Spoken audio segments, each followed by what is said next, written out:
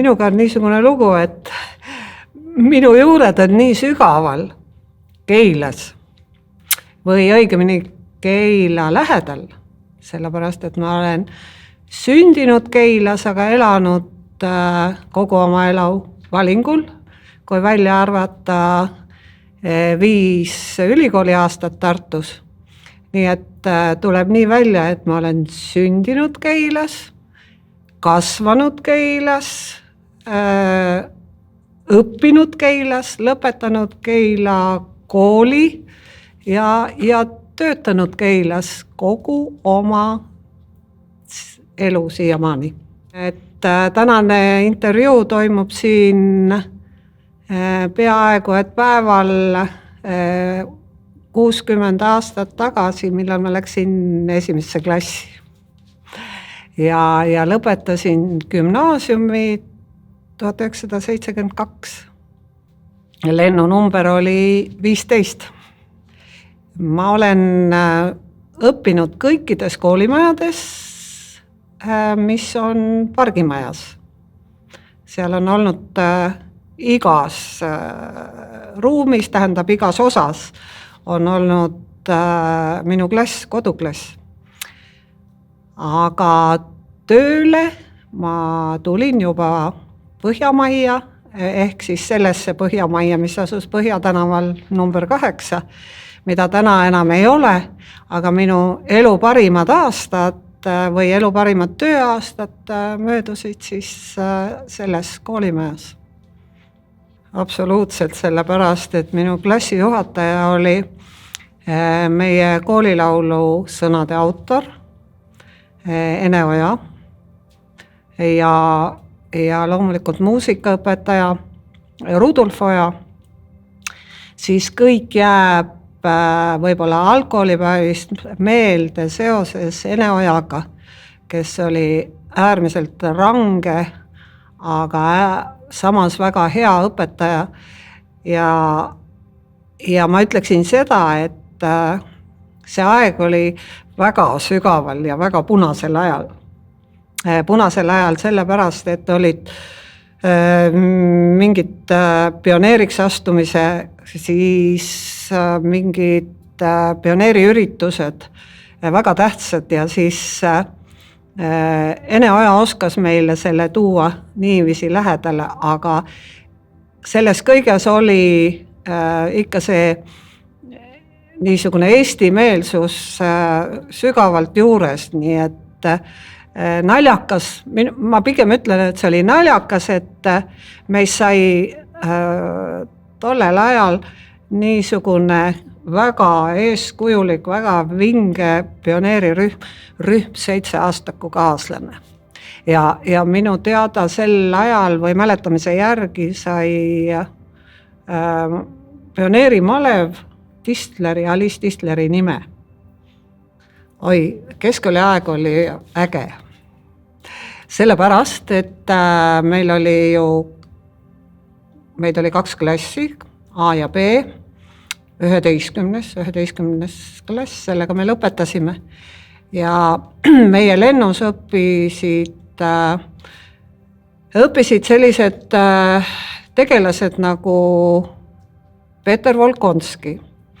Temast sai meie, kuidas öelda, kas just arvamuse liider, aga igasuguse klassivälise elu liider kindlasti. Ja sealt said alguse ilmselt meiega. See oli 70. aastal, oli siis see üks koolitraditsioone, mis mõnes mõttes on ju nagu katkenud, sest me enam näärisshow'd ei tee, aga siis olid näärisshow'd. Ja see näärishow nii-öelda hing oli loomulikult Peeter, siis Sulev Simanson ja ma tean, et esimese etenduse nimi oli Peetrikese unenägu. Aga see natukene kukkus meil läbi, sellepärast, et Peeter hakkas väga nalja tegema ja siis läks natuke vist tuli kriitikat palju selle peale, aga ikkagi meelde, võib-olla sellepärast ongi meelde jäänud. Gümnaasiumi päevilt ilmselt jäävad jällegi ikkagi kõige paremad mälestused tavaliselt klassijuhatajast, nii ka minul. Minu klassijuhatajaks oli siis Malle Kinks juba alates 5. klassist ja kuni siis gümnaasiumi lõpuni välja ja kuna tema on geograaf, siis tõenäoliselt mingil ime läbi või meeldis mulle geograafia loomulikult, aga meeldis ka see, kuidas Malle Kinks geograafiat õpetas, et sellest tuli siis see erialavalik. Ja loomulikult jääb mul meelde bioloogia, kus õpetas meid Hugo Venda, legendaarne õpetaja, ja meelde on jäänud ajalugu, ehk siis Endel Kukner, kes siis oli ajalooõpetajaks ja loomulikult emakeel ja Linda Ardve, kes kogu minu eesti keele ja kirjutamisoskus on siis tema poolt meisse nii-öelda jäädvustatud. Et me kirjutasime kirjandeid, mis on mul lauasahtlis tänaseni alles. See oli juba järjepidev areng, sellepärast, et võib-olla oli Malle Kinks natuke meelitatud sellest, et ma geograafiat õppima läksin ja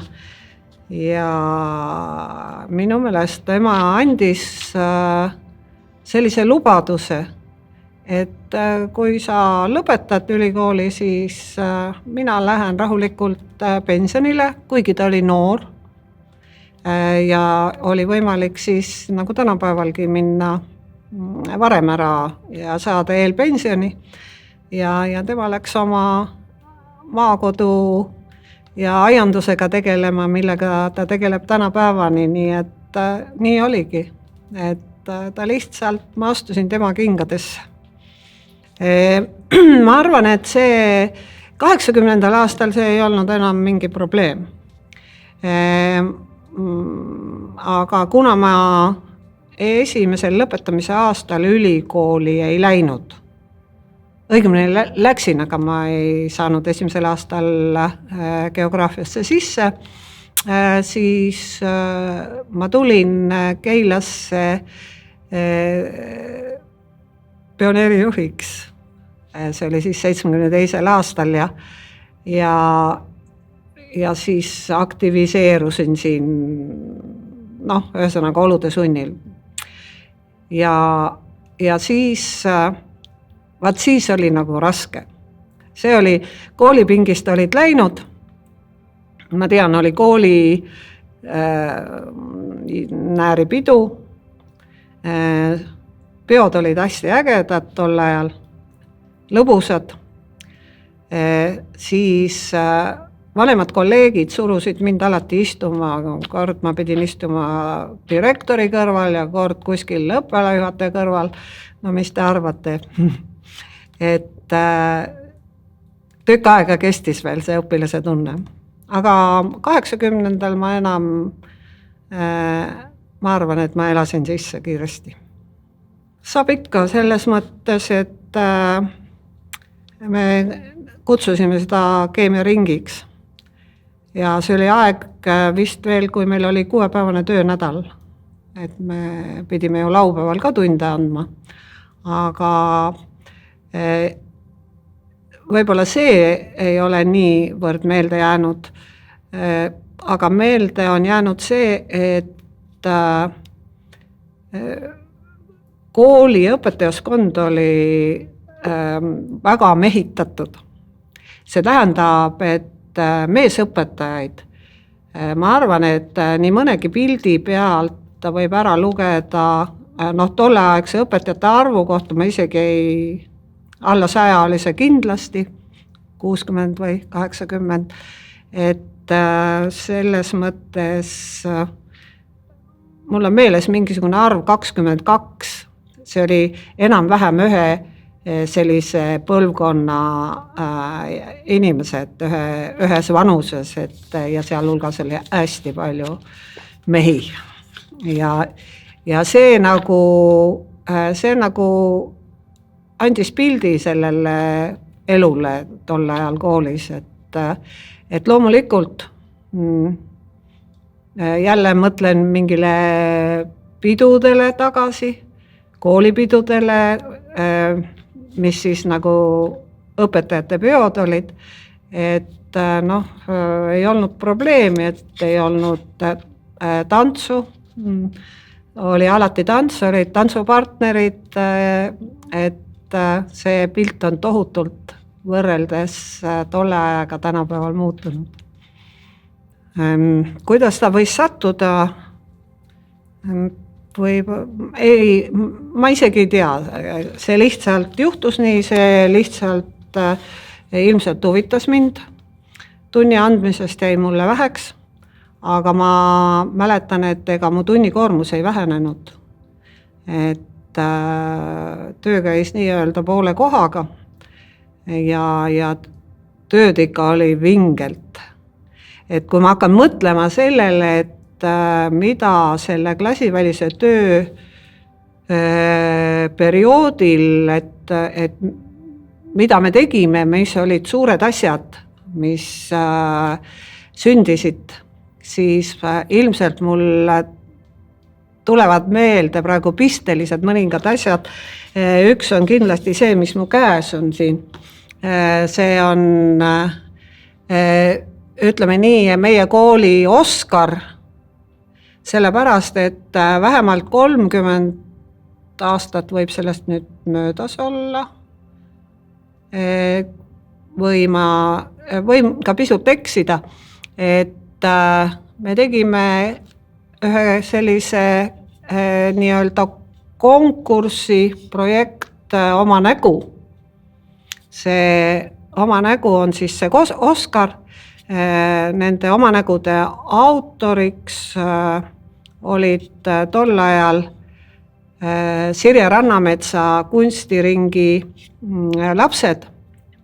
Ja konkursid olid siis nii-öelda pehmetes või ilusates kunstides, et üle kooli see kestis üsna pika perioodi ja siis selgusid parimad ja parimaid autasustati.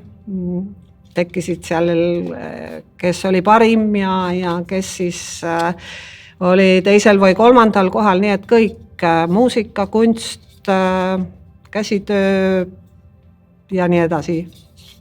Et see Oma näo konkurss, see oli selline hästi oodatud asi, sest ma isegi mäletan, et siia majja tulles siis oli veel mõte seda jätkata, aga see siiski vaibus aja jooksul, nii et seda projekti sai veetud pikalt. Loomulikult abiturientide pallid, kindlasti rohkem kui 10 aastat, aasta abiturientide nii-öelda valimised, siis huvitav on see, et need abiturientide pallidel olid meil väga vinged õhtujuhid. Mäletan alates Mart Sanderist, Anna-Liina Võsa, siis Uuspõld, siis veel ühesõnaga need tuntud tänased avaliku elu tegelased, näitlejad, muusikud ja siis oli kindlasti jah, need bändid, kes siis nendel üritustel nagu meil kutsutud olid, et nii hästi on meeles kultuurikeskuses need asjad toimusid ja kuidas ikka Smilers kohale sammus oma võimsa tehnikaga ja siis seda palli kujundas. Aga loomulikult kõik, minu meelest Ivo Linna ja Anti Kammiste, need olid alalised kooliüritustel, et nemad ei saanud puududa, nii et ma võin öelda tänapäevani Anti Kammistega lihtsalt olen tere tuttav ja saadan sünnipäeval tervituse. Ja siis need rahvusvahelised laagrid.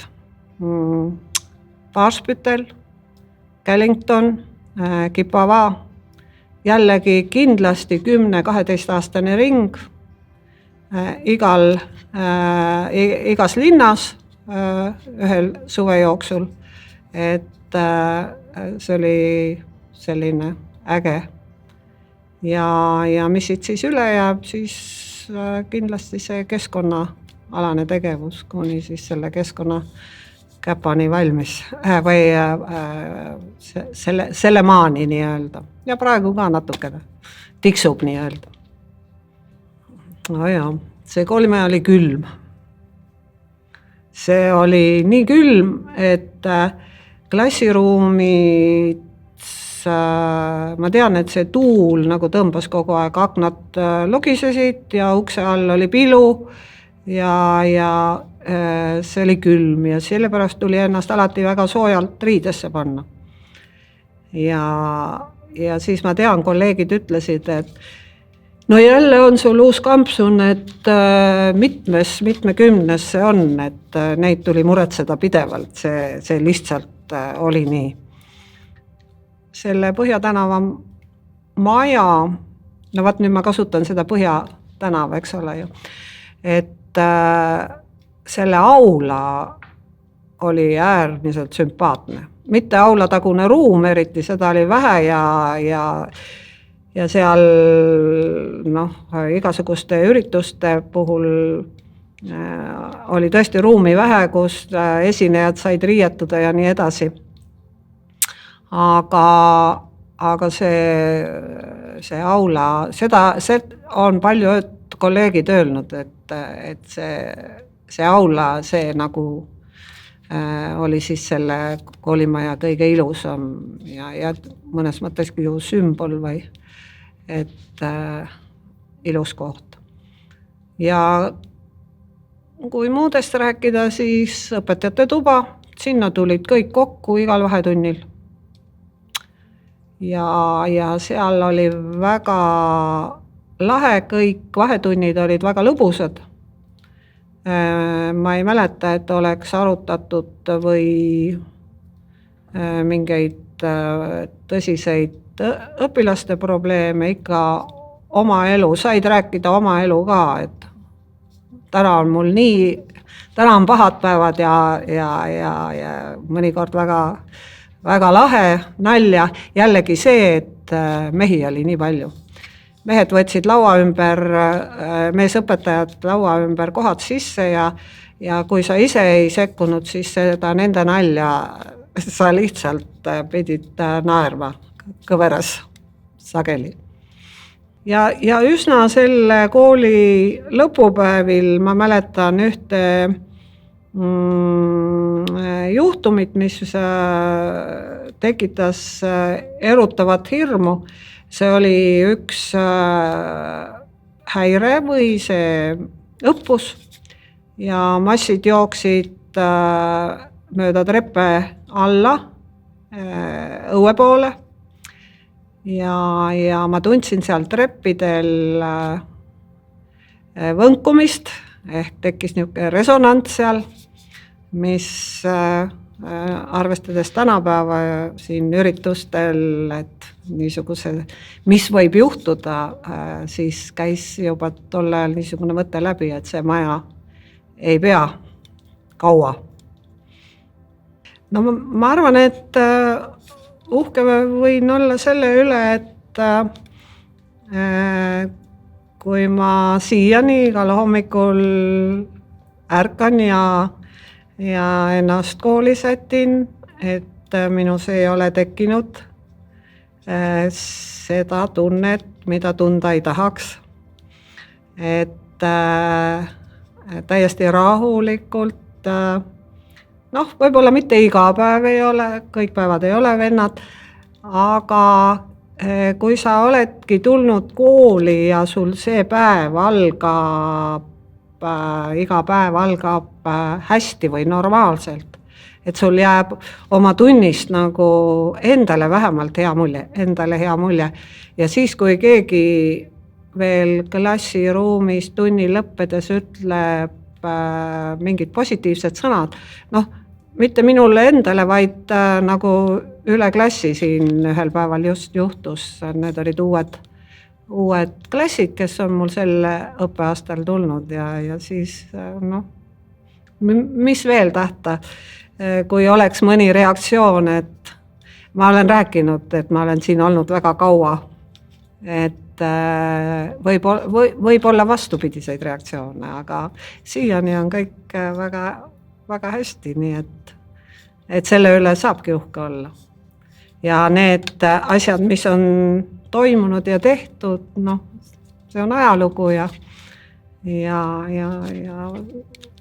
teeb ka meele ilmselt rõõmsaks.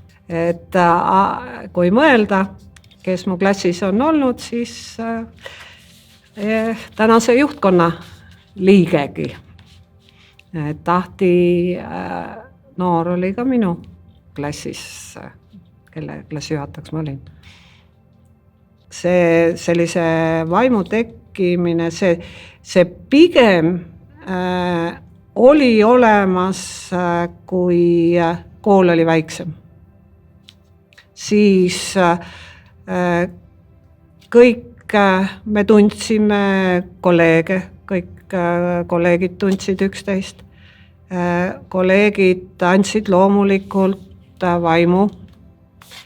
Ma arvan, et see käis kaasas tolleaegse direktori Endel Kukneriga. Hilisemad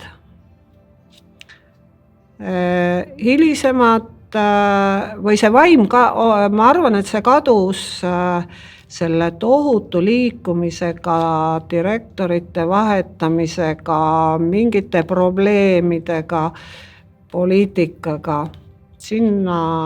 Sinna ta kusagile lendas.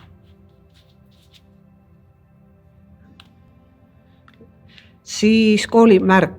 Võt nüüd ma mõtlengi, et sellel koolil oleks mingi selline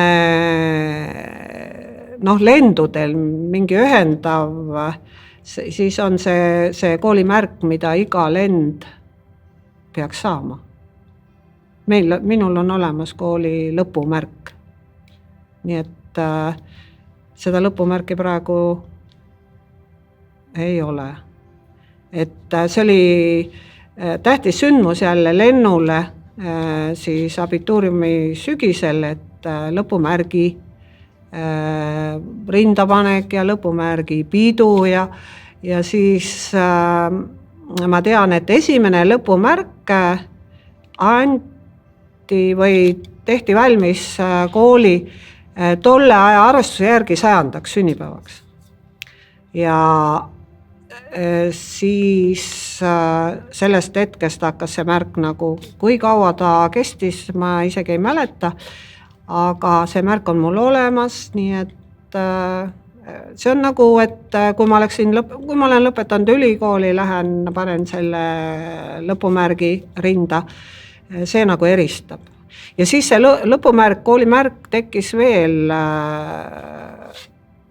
õpetaja Veisalu nii-öelda eestvõttel ja autoriks oli üks õpilane Rukilillega ja sinna oli võimalik panna juurde siis lennunumber, nagu ta oli selline ripats seal küljes.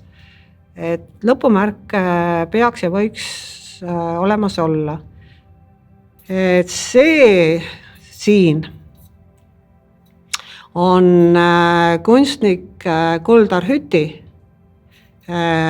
teostatud meene, selline karikas. See karikas sai aasta õpetaja meeneks. Minu meelest me praegu ka valime aasta õpetajat.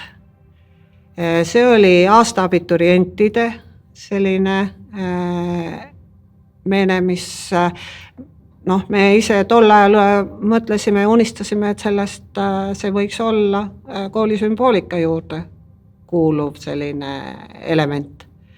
Et ta on kunstniku tehtud, ta on ilus.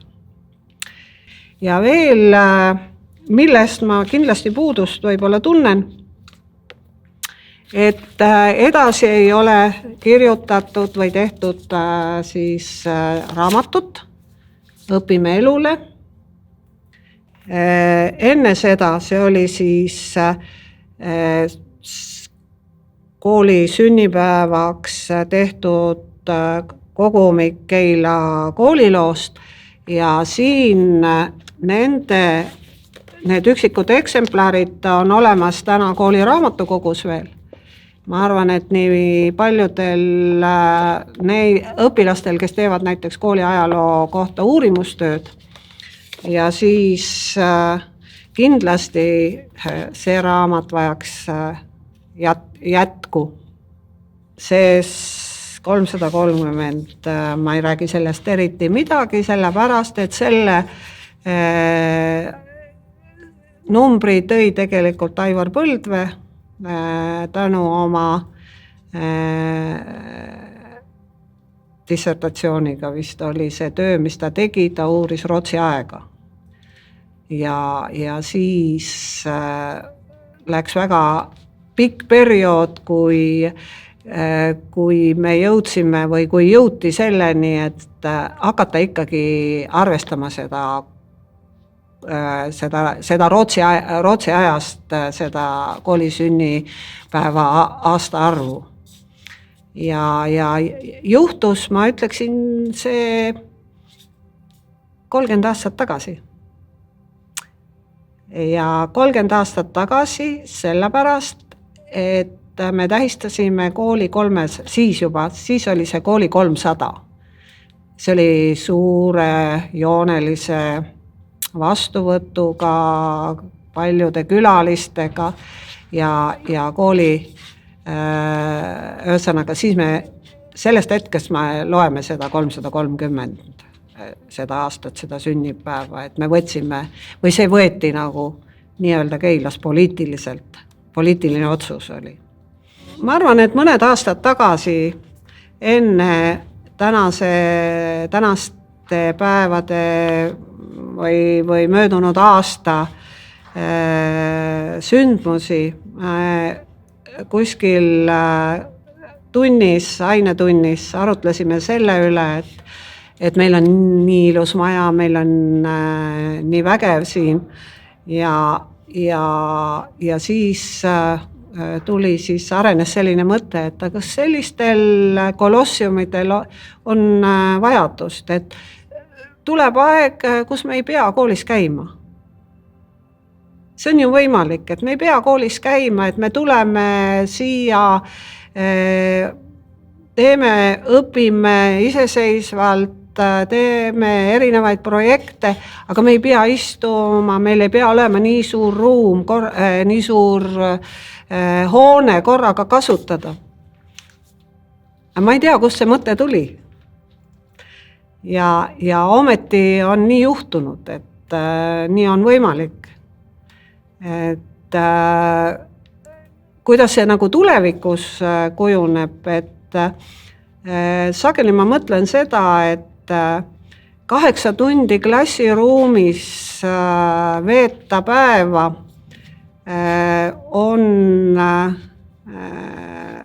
on väga raske. Ja ma tean, et võib teha erinevaid, õpetada võib erinevalt, aga selle nii-öelda kujundamine, see ei ole kerge.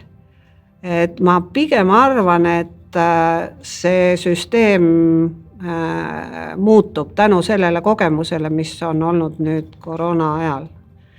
Et me tõesti ei peaks istuma koolis 5 päeva nädalas, õpilastel, eks ole, 36 tundi. Samuti õpetajate koormused on suured, et ka töönädalat saab viia läbi siis ütleme siin statsionaarselt kontaktõppes saab tehtud selle 3 päevaga ja 2 päeva oleks kindlasti võimalik mõelda välja uusi asju, nii nagu me tegime. Et see süsteem peaks muutuma, sest kui täna